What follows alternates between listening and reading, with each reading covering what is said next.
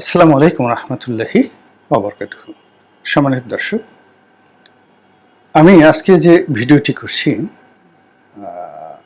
সেটি হলো বুধবার দিন বিকাল 5টার সময়। গতকাল থেকে শাহাবুদ্দিন চুপ্পু রাষ্ট্রপতি, মহামান্য রাষ্ট্রপতি, তার পদত্যাগের দাবিতে বঙ্গভবন ঘেরাওয়ের যে কর্মসূচি এটি অব্যাহত আছে। যদিও ঠিক খুব বেশি পরিমাণের সমাবেশ সেখানে হচ্ছে না, কিন্তু আছে। এখানে কিছু উৎসুক জনতা আছে, ছাত্ররা আছেন, এবং এর মধ্যে আবার হঠাৎ করে দেখলাম যে এক গ্রুপ ছাত্র তারা সচিবালয়ে ঢুকে পড়েছেন তাদের দাবি দেওয়া নিয়ে। এই দাবি দেওয়ার সঙ্গে আবার ঠিক যাকে বলা হয় রাষ্ট্রপতি চুপ্পুর পদত্যাগের বিষয়টি নয়, এটি চট্টগ্রাম বিশ্ববিদ্যালয়ের একটি ঘটনা নিয়ে। তো যাই হোক, তারা সচিবালয়ে ঢুকে পড়েছে সেই আনসারদের মতো করে, এবং আমি এখন যেহেতু ভিডিও করছি আমি এখন পর্যন্ত জানি না যে আসলে কি হচ্ছে, অর্থাৎ এই সচিবালয়ে কি হচ্ছে এবং বঙ্গভবনের কি হচ্ছে। মূল ব্যাপারটা হলো যে শাহাবুদ্দিন চুপ্পু সাহেবের পদত্যাগ, বহিষ্কার, তাকে নিষ্ক্রান্ত করার জন্য সরকারের একটা বিরাট গ্রুপ সরকারের মধ্যে তারা দীর্ঘদিন ধরে চেষ্টা চালাচ্ছেন। আর তাদের সমর্থক যারা আছেন দেশে দেশের বাইরে প্রচুর যাকে বলা হয় যুক্তি নিয়ে, প্রচুর তর্ক উপস্থাপন করে এই চুপ্পু সাহেব এই সরকারের জন্য কতটা ভয়ঙ্কর তা বর্ণনা করার চেষ্টা করেছেন। ফলে যারা ডক্টর মোহাম্মদ ইউনূসের সরকারের শুভার্থী তারা মনে প্রাণে সবাই চাচ্ছেন যে মিস্টার চুপ্পু তার পদ থেকে চলে যান এবং সেখানে নতুন একজন কেউ আসুক।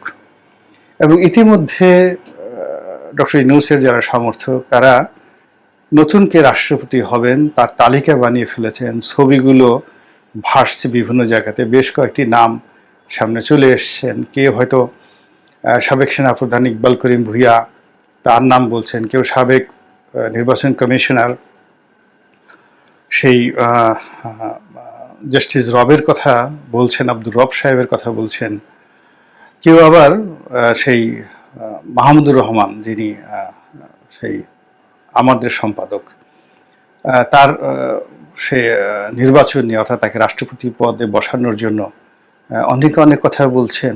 এর বাইরে আরও অনেক কয়েকজন মহিলার ছবিও দেখলাম যে সেখানে রাষ্ট্রপতি হিসাবে তাদের নাম নিয়ে বিভিন্ন যারা সোশ্যাল ইনফ্লুয়েন্সার রয়েছেন তারা প্রচার করছেন। তো এখন আলটিমেটলি কি হচ্ছে বা কি হবে, ফার্স্ট থিং হলো যে মিস্টার চুপ্পু কি থাকতে পারবেন, নাকি তাকে এ দফায় অন্য সবার মতো, অন্য সবাই যেভাবে ক্ষমতাচ্যুত হয়েছেন, শেখ হাসিনা চুপ্পু সাহেবের চেয়ে কোটি কোটি গুণ ক্ষমতাধর ছিলেন, তিনি চলে গেছেন। তারপরে প্রধান বিচারপতি এবং অ্যাপিলেট ডিভিশনে যারা বিচারপতি তারা তার চেয়ে কোটি কোটি গুণ ক্ষমতাধর ছিলেন, তারাও চলে গেছেন। তো সেই তুলনায় তিনি আছেন, এটা তো একটা তুড়ি মারলি চলে যাওয়ার কথা। তো সেই দিক থেকে সবাই যাকে বলা হয় ধারণা করেছিল যে গতকাল রাতের মধ্যেই মিস্টার চুপ্পুকে চলে যেতে হবে। তো রাত গড়িয়ে দিন গেল, এই আজকে এই বিকাল 5টা পর্যন্ত এখনো পর্যন্ত তার পদত্যাগ করার বা তার চলে যাওয়ার কোনো লক্ষণ দেখা যাচ্ছে না। আবার অন্যদিকে গতকাল যারা সমন্বয়কে আন্দোলনের ডাক দিয়েছিলেন তারা অবশ্য একটা আলটিমেট টাইম দিয়েছেন, সেটা হলো বৃহস্পতিবার পর্যন্ত, অর্থাৎ আগামীকাল পর্যন্ত তার পদত্যাগের একটা টাইম লিমিট বা টাইম ফ্রেম বেঁধে দিয়েছেন। এখন সেই অনুযায়ী কি এই ঘটনাগুলো ঘটবে কিনা, তো এইগুলো নিয়ে সাদামাটা আলোচনা হতে পারে বা হচ্ছে, আমি সেই বিষয়গুলো বলবো না। আমার প্রথম থেকেই আমি জনাব চুপ্পু সাহেবকে নিয়ে যে ভিডিওগুলো করেছি, একেবারে যাকে বলা হয় যখন তাকে নিয়োগ দেওয়া হলো, শাহাবুদ্দিন চুপ্পুকে রাষ্ট্রপতি নিয়োগ দেওয়া হলো, তখন থেকে আমি বললাম যে এটা শেখ হাসিনার একটা মারাত্মক ভুল হলো, মারাত্মক একটা ভুল হলো, এটার জন্য তাকে পস্তাতে হবে। এবং ঠিক সেম ঘটনা ঘটেছে। অর্থাৎ শেখ হাসিনা যখন চলে গেলেন দেশে তার আগে 2 মাস পর্যন্ত জনাব শাহাবুদ্দিন চুপ্পুর সঙ্গে তার কথাবার্তা বলা বন্ধ ছিল, কোনো যোগাযোগ ছিল না। এখন সেই সম্পর্কটা নষ্ট হলো কেন? এই সম্পর্ক নষ্ট হওয়ার নেপথ্যে যদি তৃতীয় কোনো শক্তির সঙ্গে মিস্টার চুপ্পুর কোনো যোগাযোগ থাকে, সেনাবাহিনীর সঙ্গে তার কোনো যোগাযোগ থাকে, আমেরিকার সঙ্গে তার কোনো যোগাযোগ থাকে, এনটি হাসিনা ব্লকের সাথে তার কোনো যোগাযোগ থাকে, তাহলে আপনি নিশ্চিত থাকেন জনাব চুপ্পু মানে শেখ হাসিনার জন্য যতটা ডেঞ্জারাস ছিলেন তার চেয়ে জনাব ইউনূস সাহেবের জন্য ততটাই ডেঞ্জারাস, এবং ইউনূস সাহেব চুপ্পু সাহেবকে কিছুই করতে পারবেন না। 2 নম্বর হলো যে চুপ্পু সাহেব ক্ষমতা যখন গ্রহণ করলেন, আমি তখন তাকে বললাম যে তার যে উত্থান, সেই উত্থানটা যেখান থেকে তিনি এসেছেন, তিনি একজন রিটায়ার্ড ডিস্ট্রিক্ট জাজ। সেই ডিস্ট্রিক্ট জাজ থেকে তিনি দুর্নীতি দমন কমিশনের কমিশনার হয়ে একদম শেখ হাসিনার কাছের মানুষ হয়ে গেছেন। সেখান থেকে শেখ হাসিনার যে অলিগার গ্রুপ, সবচেয়ে পাওয়ারফুল অলিগার গ্রুপ, সেই অলিগার গ্রুপ হলো এস আলম, তার দক্ষিণ হস্ত হয়ে গেছেন, তার প্রমোটার হয়ে গেছেন। অর্থাৎ দুদকে থাকতে তিনি এই জিনিসগুলো গুছিয়ে নিয়ে আসেন। এবং এস আলমের সঙ্গে যেহেতু শেখ রেহানার একটা সম্পর্ক ছিল, এবং তিনি শেখ হাসিনাকে খুশি রেখে শেখ রেহানার সঙ্গে সম্পর্কটা তিনি এমনভাবে করেছেন যে শেখ হাসিনার কতটুকু চুপ্পুকে চাইতেন বা না চাইতেন আই ডোন্ট নো, কিন্তু শেখ রেহানা তাকে চেয়েছেন। এবং এস আলম এবং শেখ রেহানার সরাসরি হস্তক্ষেপে চুপ্পু সাহেব যেখানে রাষ্ট্রপতি হতে পেরেছেন, তাকে খুব সাধারণ মোটা মাথার একজন মানুষ মনে করা, দুর্বল লোক মনে করা কেবলমাত্র নির্বোধের পক্ষে সম্ভব। সেই কথাগুলি আমি ঠিক আওয়ামী লীগ জমানাতে বলেছিলাম, এবং এখন যখন আসছে, আমি আগে বেশ কয়েকটা ভিডিওতে চুপ্পু সাহেবকে নিয়ে বলেছিলাম যে চুপ্পু সাহেব সাধারণ কোনো অর্ডিনারি মানুষ নন। তার সাহস আছে, তার কৌশল আছে, তার বিনয় আছে, তার ভদ্রতা আছে। আপনাকে দেখলে সামনাসামনি সে দাঁড়িয়ে হ্যান্ডশেক করবে, আপনার সঙ্গে এতটা ভদ্রতা দেখাবে। যেমন এই যে মতিউর রহমান সাহেবের সঙ্গে, মতিউর রহমান চৌধুরী সাহেবের সঙ্গে তার যে বৈঠক হলো, তিনি তাকে স্যার বলতে চাচ্ছিলেন, স্যার কেমন আছেন?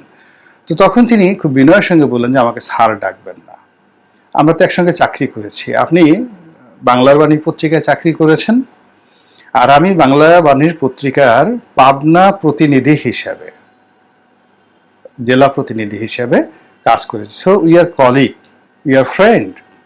আপনি বোঝার চেষ্টা করেন, রাষ্ট্রপতির চেয়ারে বসে এইরকম বিনয় দেখানো, এরকম কথা বলা কিন্তু সাধারণ বিষয় নয়। তিনি যদি মানুষ হিসাবে যদি আপনি ধরেন শ্রেষ্ঠতর, অথবা তিনি যদি কৌশলী হন, তাহলে চাণক্য তার কাছে শিশু। তো সেই জায়গা থেকে, অর্থাৎ সেই পাবনা শহর থেকে এসে তিনি আজকে বঙ্গভবনের ওই চেয়ারটিতে বসেছেন। তারপর তিনি আপনি দেখেন যে যখন রাষ্ট্রপতি হলেন, রাষ্ট্রপতি হয়ে তিনি পাবনাতে গিয়েছেন। পাবনাতে গিয়ে তিনি একটা পাবলিক মিটিংয়ে বক্তব্য দিচ্ছিলেন। এমন সময় তার সিকিউরিটির লোকজন কানে কানে কিছু বলার চেষ্টা করছিল যে বৃষ্টি আসছে, ঝড় আসছে বা আসবে, ইত্যাদি ইত্যাদি। এবং তিনি যে ল্যাঙ্গুয়েজে তাকে ধমক দিয়েছেন, স্টপ করে দিয়েছেন, এবং যেভাবে পুরো অডিয়েন্সের সামনে তিনি নিজেকে উপস্থাপন করেছেন, এটা বাংলাদেশের কোনো রাষ্ট্রপতি কাউকে কখনো ওইরকম অ্যারোগ্যান্ট অবস্থা আমরা দেখিনি।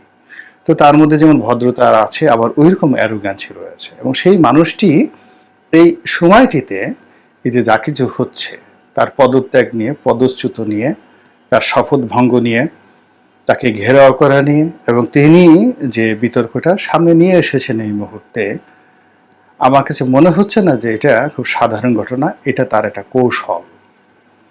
এবং তিনি এই কৌশলটি কয়েকটি কারণে তিনি করতে পারেন।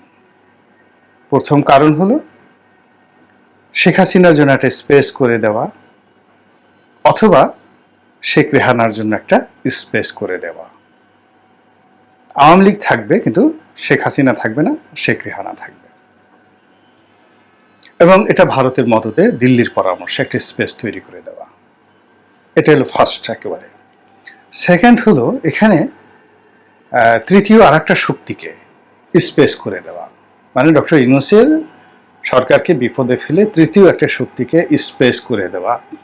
এখন যে বিদ্রোহ হচ্ছে, যে বিপ্লব হচ্ছে, যে গন্ডগোল হচ্ছে, আলটিমেটলি আপনি লক্ষ্য করেন যে পুলিশের সাথে, বিজিবির সাথে, র্যাবের সাথে, সেনাবাহিনীর সাথে সমন্বয়কদের এই সময়টিতে যে বিরোধ হচ্ছে, যে ক্ল্যাশ হচ্ছে,